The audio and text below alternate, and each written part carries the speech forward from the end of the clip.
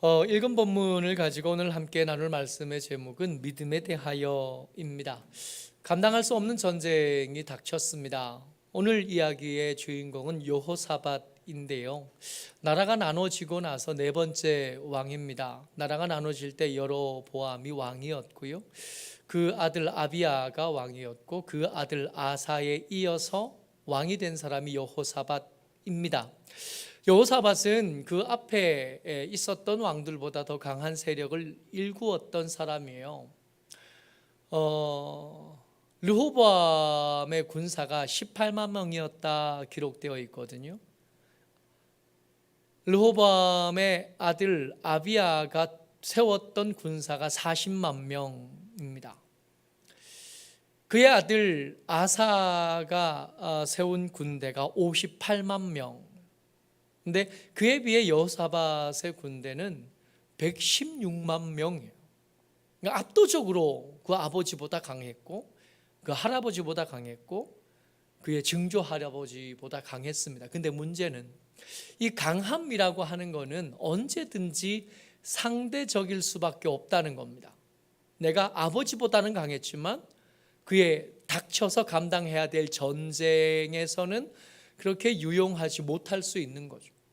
누구보다는 강하지만 항상 강한 힘 앞에는 더 강한 힘이 생겨나기 마련이잖아요. 여호사밧이 맞닥뜨린 전쟁이 여호사밧에게 그랬습니다. 20장 1절 한번 읽어보죠. 시작. 그 후에 모압 자손과 암몬 자손들이 마온 사람들과 함께 와서 여호사밧을 치고자 한지라. 여러분, 그 주변에 있던 나라들입니다. 이제 서쪽 남쪽에 위치한 모압과 암몬과 마온 사람들인데, 이 마온 사람들에게는 세일산 사람들, 그 주변 사람들, 그러니까 에돔 후손들이기도 하고 에돔이 아닌 세일산에 사는 사람들 포함한 마온 사람들입니다. 여호사밧에게 얼마나 많은 군대가 있는지, 그의 요새가 얼마나 강한지 저 사람들이 모를 리가 없잖아요. 이웃 나라들이니까. 그런데도 전쟁을 일으킨 것은 여호사밧이 준비한 군대보다 저 연합군의 군대가 더 크다는 걸 의미합니다. 두려울 수밖에 없어요. 내가 가진 힘으로 내가 닥친 위기를 충분히 해결할 수 없게 된 겁니다. 아버지보다는 강하지만 내 대적보다는 약하고 할아버지보다는 압도적으로 강하지만 내가 닥친 문제를 해결하기에는 부족한 거죠. 여호사밧이 이 문제를 만났을 때 어떻게 하나, 어떻게 그 문제에 대처했나 하면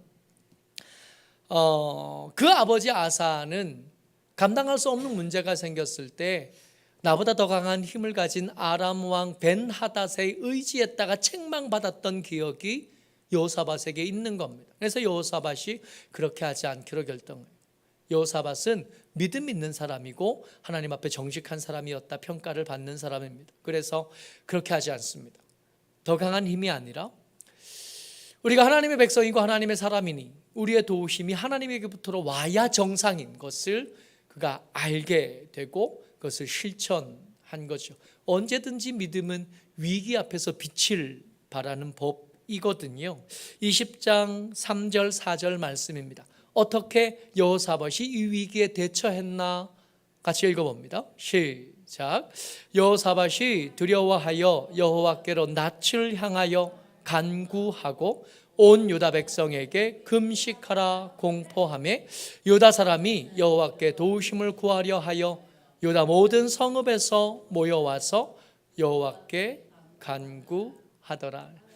믿음의 사람들이 위기 앞에서 해야 될 모습의 모범, 이게 아닐까 싶어요. 금식은 언제 하는 거냐 하면 여호와의 도우심을 구하고 나의 낮음을 인정하고 여호와께서 내 위기를 해결하실 힘이 있다는 걸 신뢰하는 내 모양인 겁니다. 여호사밧이 금식하기로 결정하고 나만 그럴 것이 아니라 백성들이 함께 해야 된다 생각한 겁니다. 여호사밧은 그가 위대한 여러 가지들 중에 돋보이는 한 가지가 뭐냐 하면 왕이 된 지 3년 만에 방백들과 레위 사람들과 제사장들을 지방으로 보내요. 가서 가르치라고. 여호와를 섬기며 사는 것이 옳다 하고 여러 사람들에게, 그 지방에 흩어진 사람들에게 가르치라고. 나중에 늙어서는 여호사밧이 직접 다닙니다. 여호사밧이 지방마다 돌아다니면서 하나님이 우리의 힘이시라, 여호와를 신뢰하는 것이 마땅하고 그를 믿음으로 섬기는 것이 마땅하다고 왕이 직접 사람들을 만나고 다녔던 사람들, 열심히 가르쳐 왔으니까 이 사람들을 불러 모으는 것이 훨씬 더 힘이 있었을 겁니다. 사람들이 다 모여왔어요. 금식하고 기도합니다. 그 모인 사람들 앞에서 여호사밧이 기도하는데 그 기도문이 위대하고 아름다워요. 기도했더니 하나님께서 응답하셨습니다. 여러분, 우리가 기도하는 건 여호와께서 들으실 것을 믿는 것 때문에 하는 겁니다. 그냥 속이나 시원하자고 소리 지르러 모이는 게 아닌 거예요.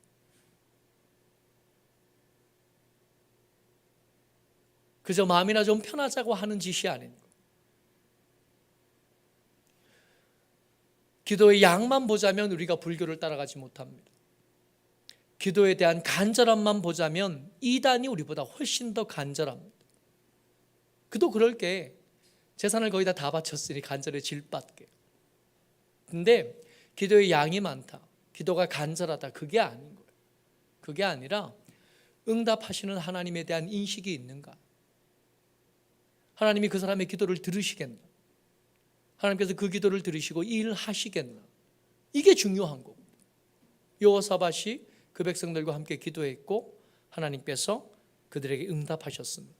근데 응답하신 이 말씀이 우리에게 굉장히 익숙한 말씀으로 응답하시는 거예요. 같이 읽어보죠. 20장 17절 말씀입니다. 같이요, 시작. 이 전쟁에는 너희가 싸울 것이 없나니 대열을 이루고 서서 너희와 함께한 여호와가 구원하는 것을 보라. 유다와 예루살렘아, 너희는 두려워하지 말며 놀라지 말고 내일 그들을 맞서 나아가라. 여호와가 너희와 함께하리라 하셨느니라. 똑같다 그러기는 좀 어색하지만 익숙하며 들었던 말씀, 우리가 품고 기도했던 말씀이 있는 거예요. 홍해 앞에 선 이스라엘 백성들 앞에서, 뒤에는 이스라엘 애굽의 특별 병거가 쫓아오고 있고 앞에는 넘실거리는 홍해가 있을 때 백성들이 원망하고 불평하기 시작합니다. 우리를 왜 굳이 여기까지 왔냐? 거기 장례 제역이 모자라냐? 거기 무덤 자리가 모자라냐? 그렇게 불평하는 백성들에게 모세가 했던 말이 뭐냐면, 오늘 여호와께서 너희들을 위해서 일하실 거다. 그러니까 너희들은 잠잠히 서서 기다리라. 우리가 할 게 없어요.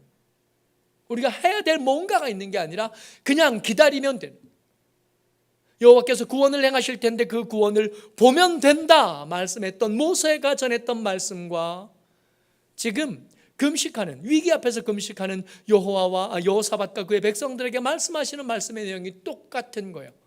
언제나 그렇지 않습니까? 우리는 믿음으로 하나님 앞에 서고 하나님께서는 당신의 방법으로 우리의 일을 하신, 하나님 말씀이 이 사람들에게 왔습니다. 말씀이 그들에게 닿았고 말씀이 그들의 귀에 들린 거죠. 근데 이 말씀을 들은 여호사밧이 그 다음날 아침에 이제 전쟁하러 가는 거예요.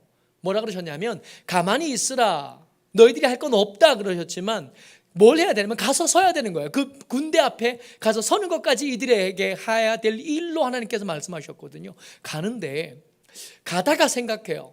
백성들과 의논합니다. 우리 한번 생각하고 의논을 좀 해보자. 그리고 그 의논한 내용들이 20장 21절에 등장합니다. 기도했고 하나님이 응답하셨고, 응답하신 그 하나님의 말씀을 들은 왕과 백성들이 의논을 나누는 거예요. 그리고 전쟁하러 갑니다. 말씀 한번 읽어보시죠. 20장 21절입니다. 같이요, 시작. 백성과 더불어 의논하고 노래하는 자들을 택하여 거룩한 예복을 입히고 군대 앞에서 행진하며 여호와를 찬송하여 이르기를, 여호와께 감사하세, 그의 인자하심이 영원하도다 하게 하였더니. 그냥 이게 듣고 넘어갈 이야기가 아닙니다. 지금 뭐 하러 가요? 전쟁하러 가요. 118만의 군대가 있지만 그보다 훨씬 더 많은 군대가 있고 그보다 훨씬 강한 세력을 가진 연합군이 그 앞에 막아섰습니다. 그와 전쟁하러 가는 중이에요. 근데 가다가 생각한 거예요. 하나님 말씀하셨거든요. 너희들은 싸울 거 없다. 내가 싸울 거고 너희는 내가 행하는 구원을 보기만 하면 돼. 그럼 이스라엘 백성들이 지금 싸우러 가는 거예요? 아니라는 겁니다. 뭐 하러 가요? 여호와께서 행하시는 구원을 보러 가는 거예요. 그렇다면 이 군사들의 행진에 제일 최선두에 원래라면 방패병이 서야 맞습니다. 그 군대 안에 있는 사람들 중에 가장 담력이 크고 가장 키가 크고 가장 덩치가 큰 사람들이 큰 방패를 들고 제일 앞에 서는 거예요. 도망가지 않는 사람들, 겁이 없는 사람들을 그 앞에 세워서 최전방에서 상대를 부딪혀 버텨내는 역할을 해야 되는 거예요. 근데 가만히 생각해 보니까 여호와의 말씀이 전해졌는데 그 말씀을 들어보니까 지금 하러 가는 건 싸우는 게 아니에요. 여호와의 구원을 보러 가는 거예요. 그러면 방패든 가장 강한 군사를 앞에 세울 필요가 없는 거잖아요. 그러니까 왕이 진지하게 생각해 본 겁니다. 그 백성들과 의논한 거예요. 그러면 우리가 지금 싸우러 가는 게 아니라면 이 전열을 좀 바꿔야 되는 거 아니냐? 이 여호사밧에게 하나님의 말씀을 전했던 사람이 누구냐 하면 레위 사람 야하시엘입니다. 왕도 아니고 선지자도 아니에요. 레위 사람 야하시엘의 원래 직업이 뭐냐면 찬양대입니다. 이 찬양대를 통해서 전해진 하나님의 말씀이에요. 우리는 싸우러 가는 게 아니라 구원을 보러 가는 거니까. 여호와께서 행하시는 구원을 보러 가는 거니까 군대를 앞에 세울 게 아니라 우리에게 말씀을 전해주는 통로가 되었던 찬양대가 앞에 서도 되지 않겠나? 갑옷을 입고 방패를 들 게 아니라 하나님의 구원을 보러 가는 거면 예복을 입어야 되지 않겠나? 창을 들 게 아니라 창송을 들어야 되는 거 아닌가? 그래도 되는 거 아니냐? 그래서 이상한 전쟁이 시작되는 겁니다. 그래서 찬양대가 제일 앞에 서요. 뭘 입었냐 하면 거룩한 예복. 아마 찬양대들이 예배 드릴 때 입었을 법한 옷입니다. 그들에게는 익숙한 옷이지만 전쟁터에서는 익숙하지 않고 낯설고 등장하지 않아야 될 옷인 거예요. 나가면서 노래하는 것. 여호와의 인자하심은 영원하다. 노래하면서 싸우러 갑니다. 그랬더니 특별한 일들이 일어나는 거예요. 여호와의 복병이 참전합니다. 22절 말씀 읽어보죠. 시작.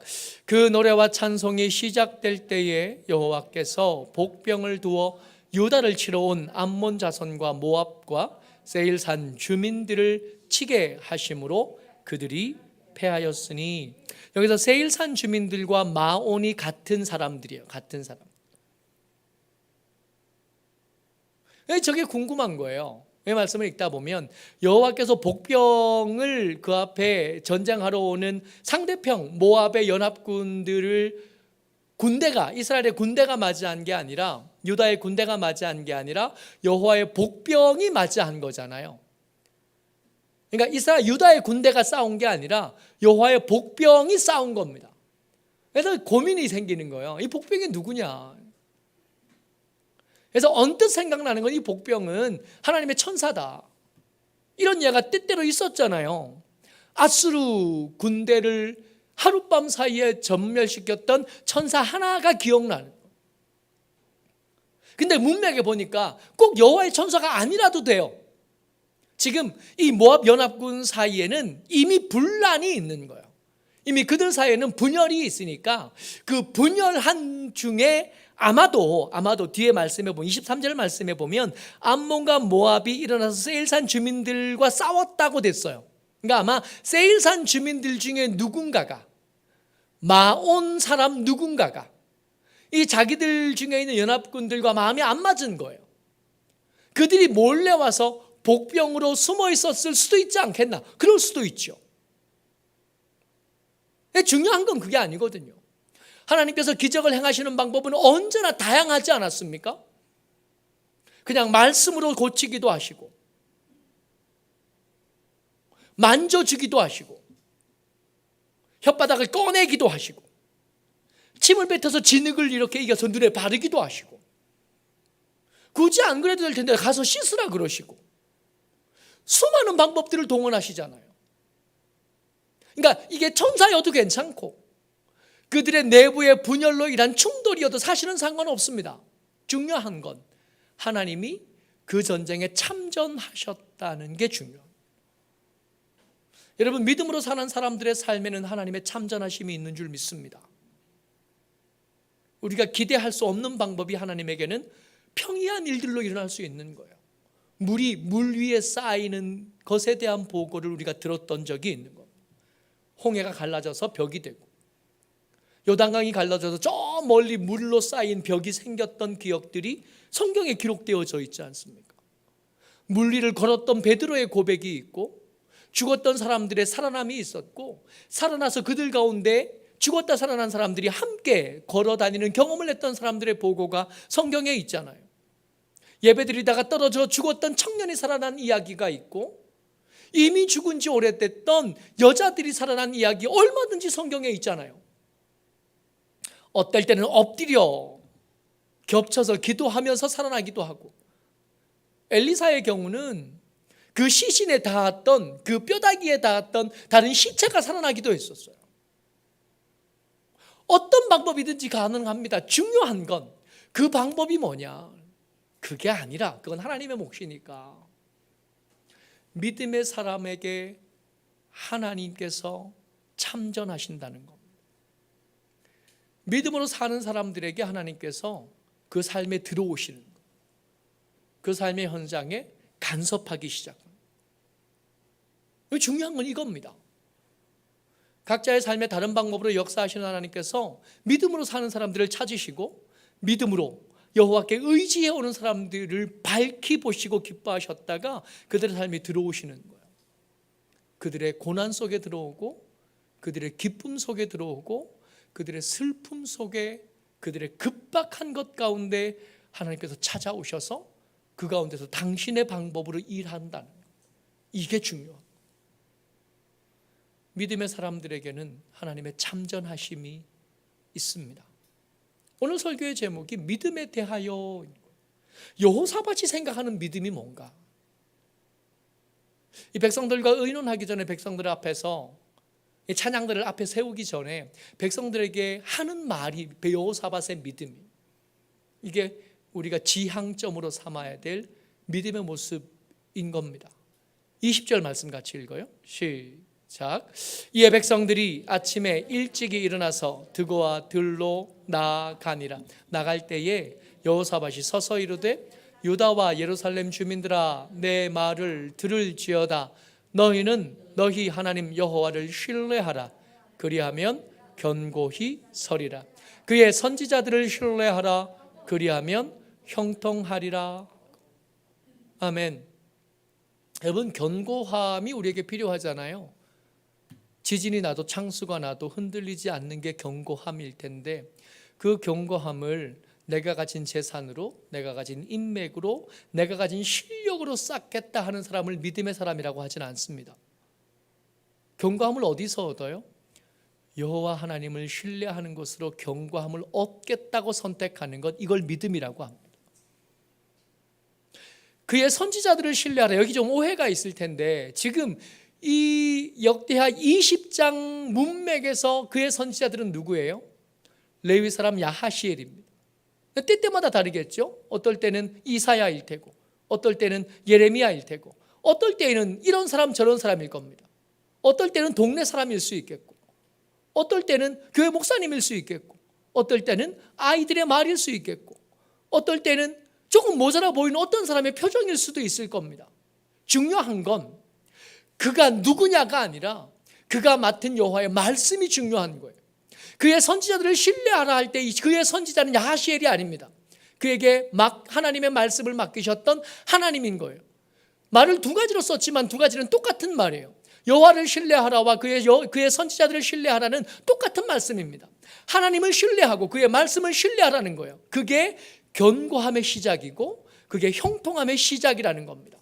그러니까 견고함을 딴 것을 통해서 얻겠다는 건 믿음 아니고, 형통함은 어디서 오는 거냐 하면 여호와를 신뢰하는 것을 통해서 얻는 게 형통함입니다. 이게 믿음. 여호사밧에게 믿음은 이런 겁니다.